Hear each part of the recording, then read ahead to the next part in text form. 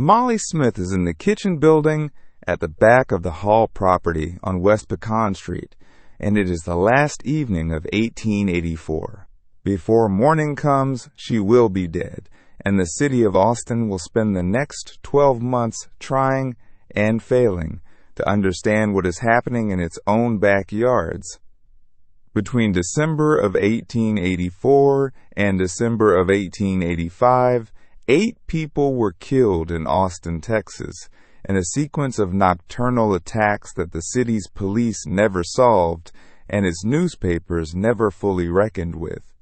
Most of the victims were black women employed as domestic servants, sleeping in the detached kitchen buildings and servant quarters at the backs of their employers' properties, women whose names were recorded briefly in the press and whose lives before and beyond their deaths were almost entirely undocumented. The case drew hundreds of suspects, 2 public rewards, private detectives, and eventually national newspaper coverage. Yet no one was ever charged, tried, or convicted for any of the 8 killings. It predates the Jack the Ripper murders in London by 3 years, and for most of the century that followed, it remained largely unknown outside Texas. This is the story of the servant girl Annihilator, told gently, with care for the historical record, and with deep respect for the women whose lives were taken in the dark, in a city that did not count them as fully as it should have. Good evening and welcome. There will be no sudden sounds here, no raised voices, nothing to startle you from rest. If you find comfort in these stories and wish to follow us, please do. Close your eyes whenever you wish. Let your breathing slow. Let's begin. Chapter 1. Her name was Mollie Smith. She was about 25 years old. She worked as a cook and domestic servant in the household of a man named William Hall on West Pecan Street in Austin, Texas. She slept in the small kitchen building at the back of the property, a detached structure that stood apart from the main house, as these buildings commonly did in the American South. It was where she cooked. It was where she slept. It was, in the most modest and complete sense of the word, her home. I think about that sometimes when I sit with this story. She didn't live in William Hall's house. She lived behind it, in a single room that smelled of wood ash and stored food and the residue of whatever she'd cooked that day. There was a fireplace, or an iron stove, a sleeping pallet, and not much else. The building was designed to keep fire away from the main house, to keep heat and smoke at a distance from the people the house was built for, and it happened, as a consequence of that architectural logic, to put Mollie Smith at a distance too. But she had a life there, and I want you to hold on to that. There was a man named Walter Spencer who came to visit her in the evenings. I don't know how long they had known each other. I don't know what they talked about, or whether he made her laugh, or what she called him. What I know is that he came and she was glad of his company, and on the evening of December 30th, 1884, he was there with her in that kitchen building while the year wound down and the night got cold. He left at some point, I don't know when. That is the first honest gap in this story, and there will be others, and I'll tell you when we reach them. We know he came. We know she was there. We don't know the last thing she said to him, or whether she banked the fire before she slept, or whether she heard anything before it was too late to matter. What we know is that by morning, Mollie Smith was dead. Her body was found in the yard outside the kitchen building, not inside where she had been sleeping. Someone had moved her. That detail, the moving of her body from where the attack had begun to somewhere outside in the cold, is the kind of detail that stays with you. I don't know why. Perhaps because it suggests a moment of time, a deliberateness, a choice made after the worst had already happened. It is one of the things this case offers instead of answers. Walter Spencer was found nearby, injured. His injuries were real, but investigators looked at him and saw the most obvious answer to their question. He was the man who had been there. He was questioned. He was suspected. He was eventually released without charge because whatever had happened to Mollie Smith that night, there was nothing that tied Walter Spencer to it as anything other than another victim of whoever had been in that yard. But I want to say his name clearly because he matters to this story. He was a man who had spent his evening with a woman he cared about, and by morning she was gone, and the first thing the city did was look at him. That is where the investigation began, and it is, I think, also where it began to go wrong. Austin, Texas, in December of 1884, was a city of about 11,000 people. The new state capitol building was under construction, its scaffolding visible from most of the city, a red granite monument to civic ambition still years from completion. Congress Avenue ran wide and largely unpaved from the Colorado River northward, past wooden storefronts and saloons and the modest commercial life of a growing southern city. There was no electric street lighting. There would not be until 1895. At night, Austin was genuinely dark, the kind of dark that is hard to imagine now, where a backyard on a residential street was not just dim, but nearly invisible, and where the sounds that came out of the darkness had no corresponding image to explain them. That darkness matters. I'll come back to it. But I want you to understand it now as part of Mollie Smith's world, as part of what it meant to sleep in a small building at the back of someone else's property in a city with no lights, in a year when no one yet knew that this was only the beginning. The year was 1884. It was ending in 3 days. And Mollie Smith, who cooked and cleaned and slept in a single room behind William Hall's house, who had a man she was glad to see in the evenings, who had a life that was ordinary and private and hers, was the first. Chapter 2. To understand what happened in Austin over the next 12 months, I think you need to understand the life these women were living. Not as background, not as context to be got through before the story starts, but as the story itself. Because the shape of their lives is the shape of what happened to them, and of why it happened the way it did. In the post-Reconstruction South, which is what Texas was in 1884, black women who worked as domestic servants occupied a particular kind of position. The legal freedoms that had come with emancipation were real, and they mattered, but they existed inside a social and economic structure that had not changed nearly as much as the law suggested. Black women cooked and cleaned and washed in white households. They earned very little. They had limited legal recourse when things went wrong. And they lived, many of them, in exactly the kind of arrangement that Mollie Smith lived in.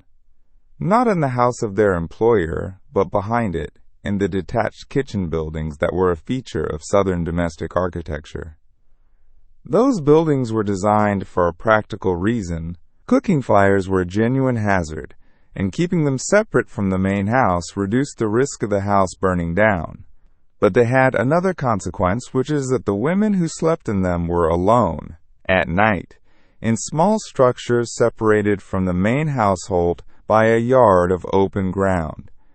If something happened to them after dark, they were out of earshot. They were out of sight. They were, in the most literal sense, on their own. This is the world that Eliza Shelley was living in. I want to tell you about Eliza before I tell you what happened to her, because that is the only order that makes sense to me. Eliza Shelley was about 30 years old. She worked in the household of a doctor named Lucian Johnson, on what is now East 6th Street in Austin. She lived in the servant quarters on the property, in the same kind of arrangement as Mollie Smith. She had children. I don't know how many, and their names are not in the record that has come down to us, but she had them, and I think about that. A woman in her early 30s, with children, working in someone else's household, sleeping in a building at the back of their yard.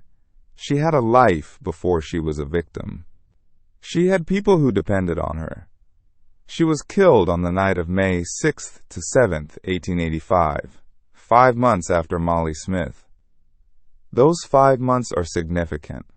In the time between December and May, the city of Austin had done what cities do when something frightening happens and there are no easy answers. Police had questioned people. They had focused their attention on the men closest to the first victim, on the people in Mollie Smith's immediate world, on the most obvious answers. Nothing had come of it. No charges, no trial, no resolution. And then 5 months passed, and people put their coats away as the Texas spring arrived, and the man who had killed Mollie Smith, whoever he was still out there. By the time Eliza Shelley died, Ben Lucy was city marshal of Austin. I should tell you something about him, because he will be a presence in this story for the next several months. Ben Lucy was not a villain. I want to be clear about that, because it would be easy to make him one, and easy stories tend to be wrong ones. He led a small police department in a mid-sized southern city in 1885 with no forensic tools, no methodology that would be recognized as such today, no meaningful infrastructure for investigating crimes of this kind.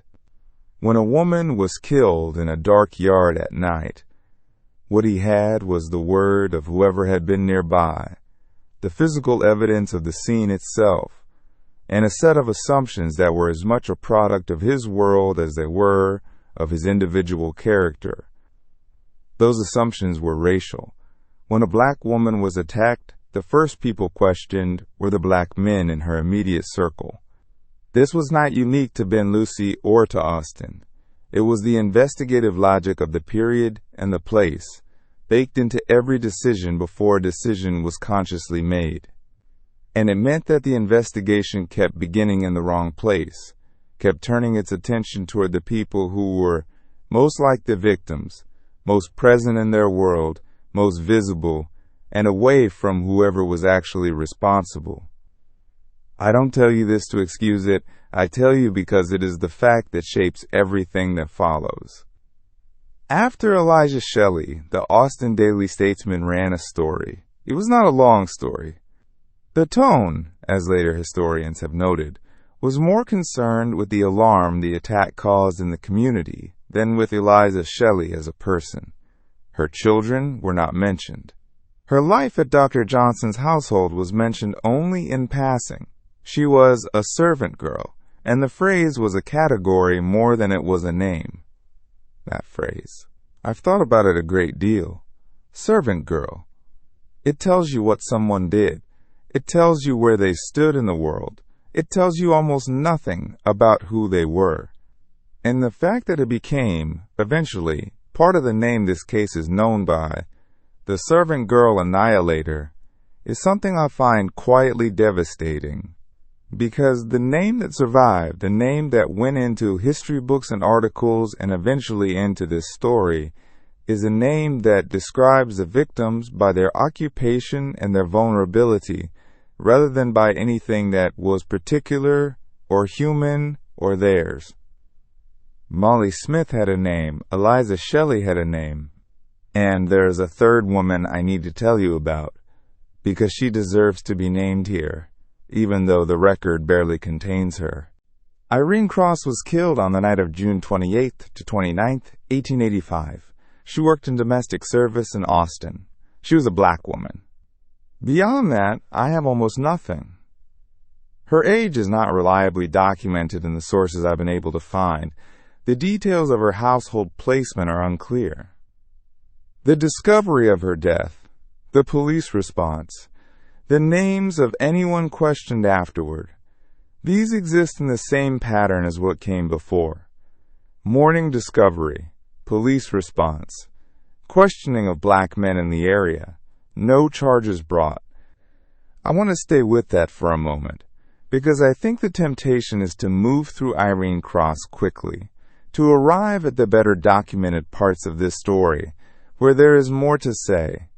But moving quickly through her is exactly what the record did, and I don't want to do that here. Irene Cross was a person. She had a name.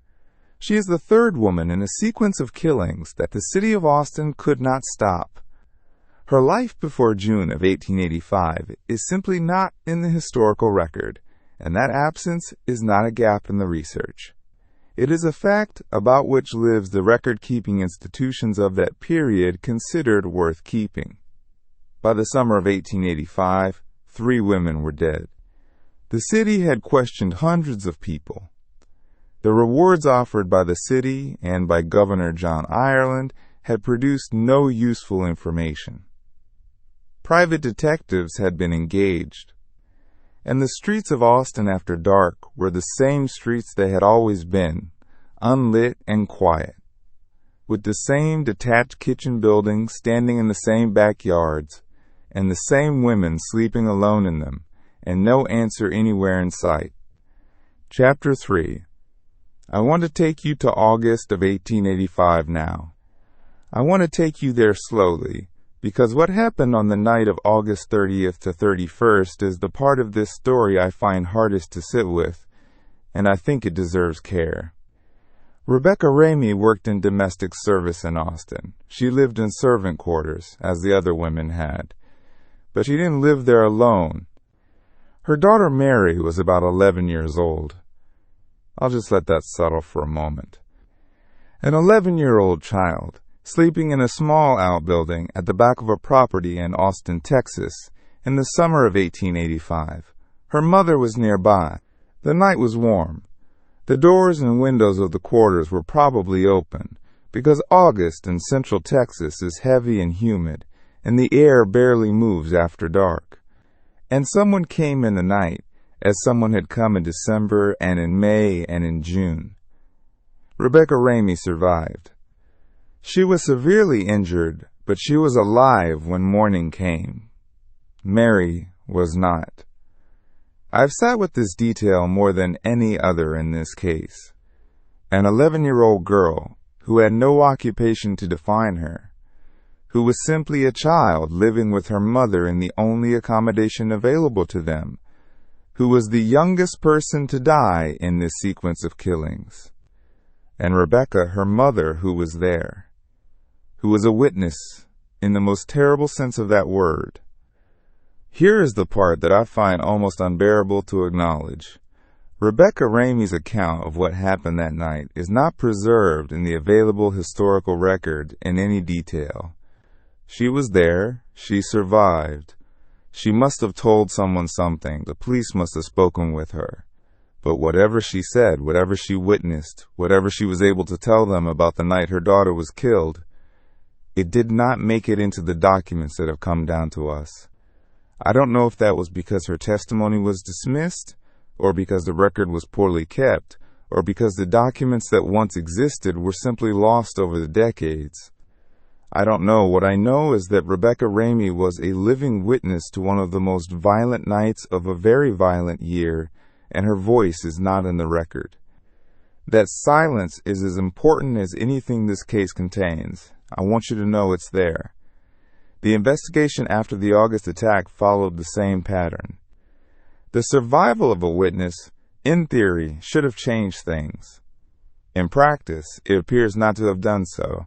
No suspect was identified. No charges were brought. And by the end of August 1885, 4 people were dead, one of them a child. And the city of Austin was in a state of fear that was becoming something else, something harder and more settled. The attacks continued into September. Gracie Vance was a domestic servant in Austin. She had a companion named Orange Washington, and on the night of September 28th to 29th, 1885, they were both attacked in their quarters. Orange Washington survived. Gracie Vance did not. I keep coming back to these surviving companions. Walter Spencer, injured in the yard near Mollie's body. Orange Washington, hurt and alive when morning found him. Rebecca Ramey, waking to the worst thing a mother can wake to. These people survived. They were present. They knew something, each of them, even if what they knew was only the darkness and the sound of what had happened. something they couldn't shape into the description of a face. And in each case, the investigation began by treating the surviving man as the likely answer, and in each case, it ended without a resolution. And in each case, the survivor was left to carry what they had seen and felt in the dark, with no justice to frame it. Orange Washington's account, if he gave one in detail, is not preserved any more clearly than Rebecca Ramey's. 5 people dead by the end of September: Mollie Smith, Eliza Shelley, Irene Cross, Mary Ramey, Gracie Vance. 5 women, the youngest 11 years old, all of them black, all of them killed in the dark, in the back parts of properties they did not own, in a city that had spent most of a year questioning the wrong people and finding nothing. And then it was Christmas.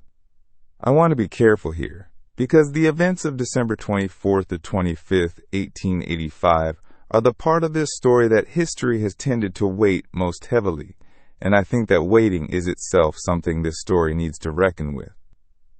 On Christmas Eve of 1885, 2 attacks occurred in different parts of Austin, apparently within hours of each other. Susan Hancock was a white woman. She lived in her own home with her husband Moses. She was not a domestic servant. She was not sleeping in a detached kitchen building at the back of someone else's property. She was in her own house, in her own bed, on Christmas Eve. Moses Hancock was there too. He was injured that night. Susan Hancock was killed. A few miles away, Eula Phillips was also a white woman living in her own home. Her husband Jimmy was there. Eula Phillips was killed. The city of Austin's response to these 2 deaths was different in kind from its response to everything that had come before.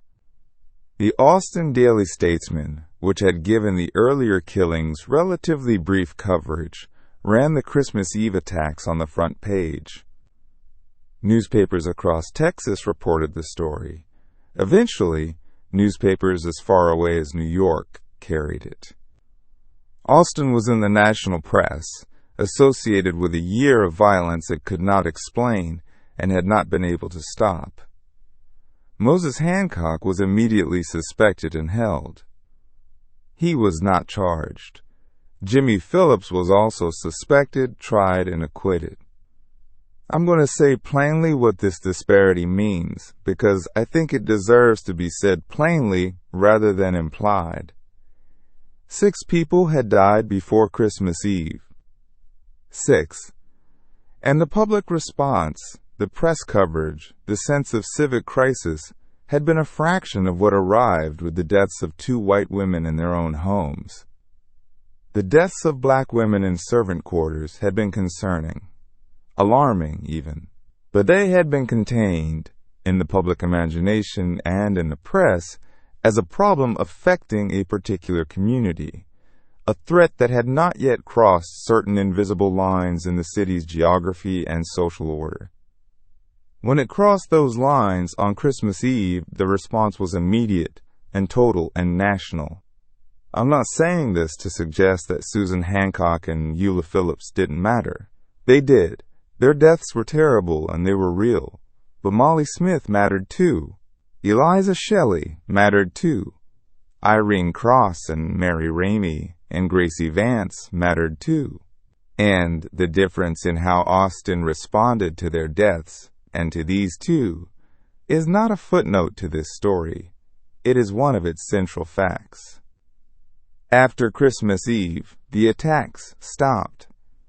December 24th to 25th, 1885 was the last night. Whatever had moved through Austin for a year, through its dark backyards and its servant quarters and its detached kitchen buildings, it did not come again after that night. And no one, then or since, has ever been able to say with certainty why. Chapter 4. When I try to account for everything that happened in Austin in 1885, I find myself returning to a few questions that I can't fully answer. I want to think through them with you, honestly, which means telling you when I'm uncertain and when I'm simply weighing possibilities rather than pointing at facts. The investigation, as it completed itself and eventually wound down, had questioned approximately 400 people. Most of them were black men. Not 400 suspects in the forensic sense we might mean today, but 400 people pulled into the orbit of an inquiry that was looking for something it couldn't find, using methods that were almost certainly finding their way to the wrong answers. City rewards, a state reward from Governor Ireland, private detectives hired and consulted and sent away. Nothing, no charge for any of the 8 killings. No trial, no conviction. The question that the city couldn't answer, and that history hasn't answered since, is who. I want to tell you about the theories. Not as competing arguments to be adjudicated, but as the genuine uncertainties they are, possibilities the historical record leaves open without resolving. The first, and the one I find myself returning to most often, is that a single person did this. The pattern is consistent enough that it's hard to dismiss. The timing, nocturnal, always between midnight and early morning. The method, a blunt or sharp implement, an axe or something like one. The manner of the attacks, the moving of the body, the survival of male companions while female victims died. These are not random variations. They suggest someone who did this in a particular way, who came back to the same pattern because it was his pattern. The consistency is too deliberate to feel like coincidence. What complicates this theory is Christmas Eve. The shift from black domestic servants in servant quarters to white women in their own homes represents a departure that some analysts have read as an escalation, and others have read as a different hand entirely. I find myself uncertain. The method was consistent. The timing was consistent. It's possible that what changed on Christmas Eve was not the perpetrator but his target, and that the reasons for that change are something we simply can't recover from the available evidence. The second possibility, that more than one person was responsible, that the Christmas Eve attacks were carried out by someone different from whoever had killed the 6 before, perhaps inspired by what had already happened, is not impossible. But I find it less convincing than the first. The similarities are too specific. I hold the theory, but I don't weight it heavily. There is a name that appears in some historical accounts. Nathan Elgin. He was a black cook who was shot and killed by Austin police in 1886 while allegedly attempting to attack a woman. After his death, he was named by some as a likely suspect for the earlier killings. The timing is noted. The attack stopped in December of 1885, and Elgin died in 1886. That is the evidence. It is circumstantial. He was never charged with anything related to the Annihilator killings, never investigated in connection with them before his death, never named in any official capacity as responsible. His name appears in the record, and I don't know what to do with it. I hold it, and I set it beside everything else, and it doesn't resolve anything. There is another theory, one that a young man living in Austin at the time suggested, which I need to tell you about because it became part of how the case was remembered, and also because it tells you something important about the period. His name was William Sidney Porter. He was in his early 20s, working as a draftsman at the Texas General Land Office, living in Austin during the year of the killings. He would go on, years later, to become one of America's most celebrated short story writers, publishing under the name O. Henry. He is the reason this case has the name it has. He used the phrase, "servant girl annihilator," in a private letter to a friend, and the phrase stuck, moving slowly through history until it became the name by which the case is known. O. Henry also proposed, in his account of the events, a theory about the perpetrator, that the killer had been a cook of Malay origin who worked aboard a steamboat on the Colorado River and departed Austin after the Christmas Eve attacks. There is no evidentiary basis for this whatsoever. It is not supported by any contemporary investigative record. It reflects, instead, the racial anxieties of the period and the tendency to reach for a foreign, exotic explanation for violence that felt too disturbing to place among the familiar. I set this theory aside completely. It tells us more about who O. Henry was and about the culture he was swimming in than it does about who killed these women. The theory I find hardest to dismiss, and the one I can do least with, is the structural one. The investigation spent most of 1885 questioning black men.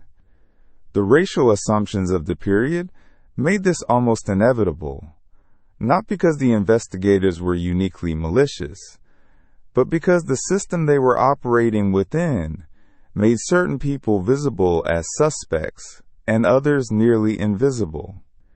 If the perpetrator was a white man, the investigation, as it was conducted, may never have been looking in the right direction at all. There is no specific name attached to this theory. There is no document that points toward it. It is a logical inference from the known shape of the investigation, and I find it difficult to set aside. I don't know who killed these women. I want to tell you that clearly. Nobody does. The city of Austin spent a year trying to find out, with the resources and methods and assumptions it had available, and it failed. History has revisited the case periodically, most substantially in a long article published in Texas Monthly in 2011, and in a full-length book published in 2016, both by a journalist named Skip Hollandsworth. They are careful and serious accounts, and they don't resolve the question either, because the question doesn't resolve. In 1895, a decade after the killings, the city of Austin installed 31 tall arc-light towers across the city. They called them moonlight towers, and they were designed to illuminate large areas from a great height, casting light over neighborhoods rather than just along streets. The city had learned in the hardest possible way what darkness costs. 17 of those towers still stand in Austin today. They still work. I find them, in a quiet way, the most honest memorial this city ever built to what happened in 1885. Not a monument to the women, not a naming of names or a marking of graves. Just light. Light that arrived a decade too late, in a city that had spent a year discovering what it meant to live without it. Before I leave this part of the story, I want to come back to Mollie Smith. I want to come back to the kitchen building on West Pecan Street, and to the evening of December 30th, 1884, and to Walter Spencer sitting with her in the warmth before he left. I don't know what they talked about. I don't know if she was tired that evening, or cheerful, or somewhere in between. I don't know if she had plans for the new year, which was 3 days away.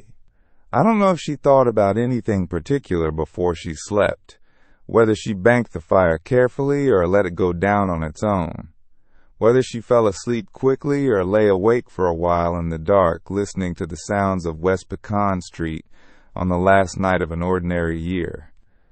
What I know is that she existed, fully and specifically, in all of those small moments that history didn't bother to record. She had preferences and habits and things she was good at and things she found difficult. She had a relationship with a man who came to see her in the evenings.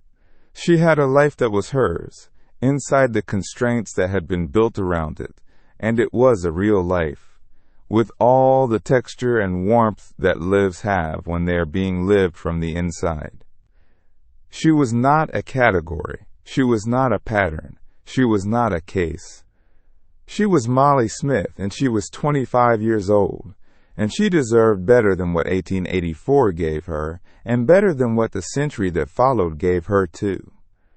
Chapter 5. There are no dedicated memorials to the victims of the servant girl Annihilator in Austin, as far as the historical record shows. The women are not buried together. The locations of most of their graves are not documented in the sources available to us. They did not receive, collectively or individually, any marker in the place where they lived and died. I want to sit with that for a moment, because I think it matters. Mollie Smith, Eliza Shelley, Irene Cross, Mary Ramey, Rebecca Ramey, Gracie Vance, Susan Hancock, Eula Phillips. 8 people, a year of nights. A city that questioned 400 people and charged none of them. And afterward, no stone, no marker, no collective acknowledgement of what had happened and who it had happened to. The Texas State Capitol building, which was under construction throughout the year of the killings, was completed in 1888. It still stands at the top of Congress Avenue, visible from much of the city, built of sunset red granite, and still very much there. The workers who built it walked through the same streets and the same seasons as the women in this story. They moved through the same dark nights. The building they were building outlasted everything.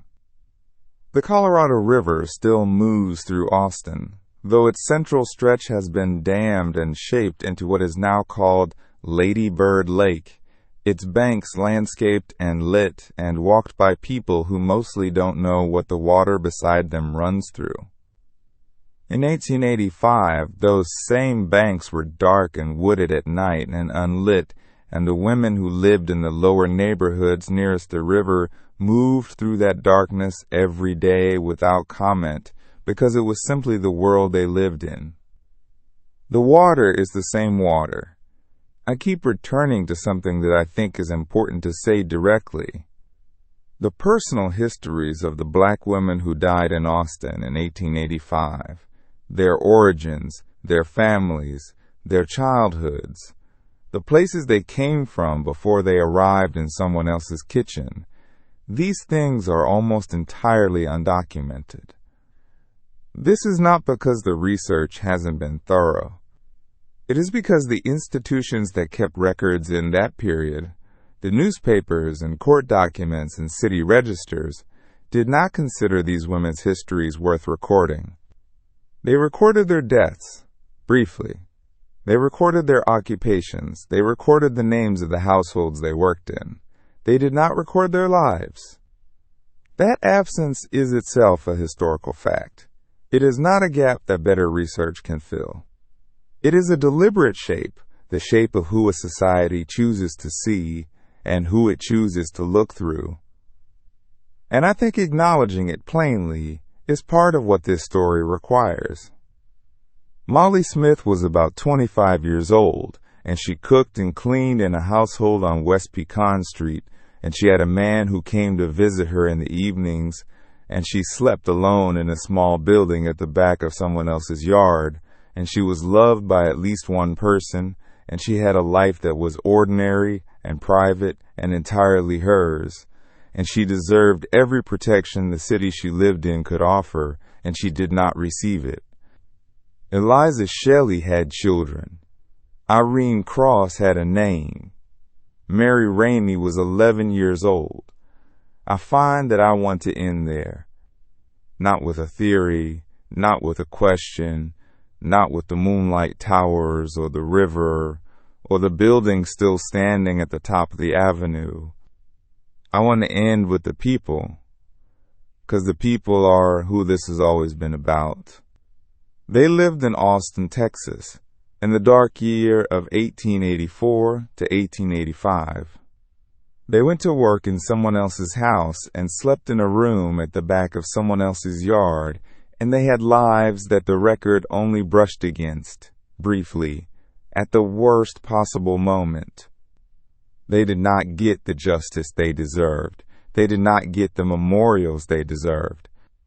They got, instead, a year of fear and a city that looked in the wrong direction for almost all of it, and then silence for a very long time. I'm glad to be here in this quiet, telling you their names. Thank you for spending this time with these women and with their story. I hope you are comfortable and still, and that the night ahead of you is peaceful. Gracie Vance had a name too. I want to say that before I go further, because I moved through her more quickly than she deserved a few pages back, and I'd like to return to her for a moment. What the record contains about Gracie Vance is limited. She was a domestic servant in Austin. She had a companion in Orange, Washington, who survived the night that took her. She was killed in late September of 1885, when the Texas summer was finally beginning to ease into something cooler, when the nights were starting to come earlier, and the air off the river had a different quality to it. She was one of 6 people who died in a sequence that Austin spent a year failing to stop. I don't know where Gracie Vance came from before she came to Austin. I don't know if she had family in the city, or nearby, or far away. I don't know what she hoped for, in the way that people hope for things quietly and without announcing them, in the ordinary way of living a life. I know her name, and I know the date, and I know that Orange, Washington was there and was hurt and survived, and that whatever he knew about that night, whatever he could tell, it did not lead anywhere that the investigation could follow. Orange, Washington is another of these figures who move through the case and then disappear from the record. He was there. He was a witness in the most immediate sense. He loved a woman who was killed beside him. And what he said, what he experienced, what the long months after her death looked like from inside his life, none of that is preserved in any source I've been able to find. I find myself thinking about what it means to survive something like that. To wake up injured in the early hours of a September morning and to understand what has happened. To speak to police or not to speak, or to speak and be heard only partially, through the filter of everything that was already assumed about you before you opened your mouth. To go on living in a city that would spend the next 3 months before the attacks finally stopped, still unable to offer any protection to anyone. The city was afraid. I want to be fair about that. By the autumn of 1885, Austin was a city that had spent the better part of a year in a state of dread that did not diminish with the seasons. Families who employed domestic servants were worried. Women who slept in servant quarters were terrified, or numb, or both, which is sometimes what long-term fear produces. Locks were purchased. People tried to make arrangements to sleep in the main house. Some women left their positions and left the city altogether, if they had somewhere else to go. The rewards had grown. The city had offered money. The governor had offered money. Private citizens had contributed to reward funds, the way people do when they want to feel as though they are acting when action isn't really available to them. 400 people had been pulled through the process of questioning, and nothing had come of any of it. I think about Ben Lucy in those months, not to excuse him, and not to condemn him, but simply to imagine what it felt like to be the person nominally responsible for finding an answer that would not come. He was working inside a system that made certain kinds of conclusions nearly impossible. He was applying assumptions that the culture he'd grown up in had given him. Assumptions about race and proximity and likelihood that directed every inquiry away from wherever the truth actually lived. And I don't think he was unaware that things were going wrong, because by the autumn of 1885 it was impossible not to be aware of it. The question was what to do with that awareness when the tools you had were the only tools you had. He didn't find the answer. Nobody did. And by December, when the Christmas Eve attacks changed the shape of everything, the investigation had already been failing for a year. The Christmas Eve attacks deserve more time than I gave them a little while ago, because they sit in this story in a particular way that I want to think through carefully. Susan Hancock. I want to say her name again and hold it for a moment before I continue. She was a white woman in her own home, in her own bed, on Christmas Eve. She was with her husband. She was not a domestic servant. She was not in a detached kitchen building at the back of someone else's property. And she was killed in the same general pattern as the women before her, by whatever was moving through Austin in the night. Moses Hancock, her husband, was immediately and intensely suspected, not released, and moved on from the way the companions of the earlier victims had been, but held and examined and the subject of sustained public attention. The difference in the investigative response was not just a matter of degree, it was a matter of kind. Moses Hancock was a white man suspected of killing a white woman, and that activated a different part of Austin's social machinery than the questioning of black men suspected of killing black women had ever done. He was not charged. Whatever the investigation found or didn't find, it was not enough to bring a charge. Eula Phillips was also white, also killed that same night, and her husband Jimmy was tried. A trial. There had been no trial for any of the 8 killings before this. The criminal justice system had questioned people, suspected people, released people, and produced nothing. Now, for the death of a white woman by her white husband, there was a trial, with witnesses and arguments and the full formal architecture of legal proceedings. Jimmy Phillips was acquitted. I'm not saying he was guilty, I genuinely don't know. What I'm saying is that the existence of a trial for Eula Phillips's death, and the absence of any trial for the deaths of the 6 women before her, is a fact that the record leaves lying in plain sight, and I think it deserves to lie there in plain sight rather than be smoothed over. The attack stopped after Christmas Eve of 1885. That is one of the most arresting facts in this whole case, and I'm not sure it's been given the weight it deserves in some tellings of it. 8 killings, spread across a calendar year, with a consistency of pattern that suggested either a single hand or something very close to it, and then nothing. Complete cessation. No further attack in 1886 or in any year after. Why did they stop? That question has no verified answer. It is one of the central uncertainties of the case, alongside who did this, and I want to spend a moment with it, because the theories about why the attack stopped are connected to the theories about who was responsible. If a single perpetrator was responsible, as I find myself believing on most days when I think about this, then the cessation could mean several things. It could mean that person died. It could mean they left Austin for another city or another state.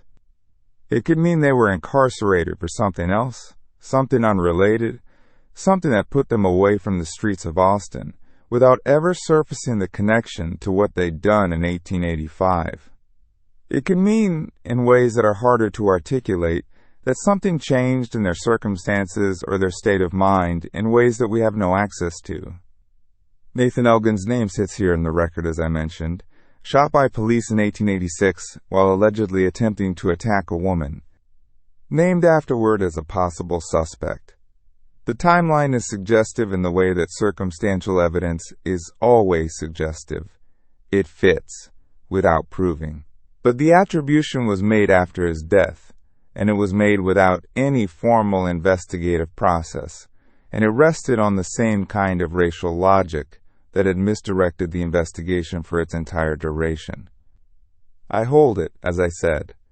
I don't dismiss it entirely, but I don't weight it as resolution, because resolution requires more than a death and a name and a timing that happens to align. The question of whether the perpetrator might have been a white man is the one I find most difficult to set down, not because I have any evidence pointing toward a specific person, but because of the structural logic that the investigation itself suggests. When the vast majority of those questioned are drawn from one demographic, when the investigative instinct consistently moves in one direction before it has gathered enough information to justify a direction, the thing the investigation consistently doesn't look at becomes a genuine blind spot. Not a gap in the evidence, but a gap in the looking. And gaps in the looking can be permanent. I've spent time with Skip Hollingsworth's work on this case, the long piece in Texas Monthly from 2011, and the book that followed in 2016, And I think what they both demonstrate is that thorough, careful research does not resolve the central question. It deepens it. It makes it more specific and more honest and more clearly shaped. But the answer isn't there because the answer was never preserved. Whatever happened in those dark backyards across Austin in 1885, the person responsible left no clear trace that history has been able to follow, and the investigation that might have found them spent its energy in the wrong places from the beginning. O. Henry left Austin in 1887, eventually moving to Houston and then further afield, carrying with him whatever he had witnessed and whatever he had thought during the year of the killings. He became, by the early 20th century, one of the most widely read short story writers in America, famous for his gentle irony and his surprise endings, his warmth toward ordinary people caught in ordinary difficulties. He wrote about the city in some of his early work. He wrote about the people he'd known there. He didn't write, as far as the record shows, directly about the killings in any extended or serious way. The phrase he coined, servant girl annihilator, was a young man's private phrase, written in a letter rather than published, and it carries the lightness of something not meant to last. But it lasted. It became the name, the official informal name, by which this case moved through history. And there is something in that, something that I find quietly sorrowful. The most famous thing associated with these women, the phrase that carries their story into the 21st century, was coined by a 22-year-old man who went on to become celebrated, while the women he was naming remained largely unknown. His fame and their obscurity are not unrelated. They are both products of the same world, the same set of decisions about who gets remembered and who gets reduced to a category in the title of their own tragedy. I want to come back once more to the physical city, because there is something I think the listener deserves to hold as an image before we come to rest. In 1895, 10 years after the killings, Austin installed 31 moonlight towers across the city. They were steel lattice towers, each over 150 feet tall, topped with arc-light clusters that cast a pale, wide light over the streets below. The idea was to light the city from above rather than from the ground, to eliminate the deep shadows that accumulated in alleys and yards and the spaces between buildings. They were, in their practical purpose, an answer to the darkness that had made the previous decade's crimes possible. They were what the city built when it finally decided that it could not afford to leave its streets dark any longer.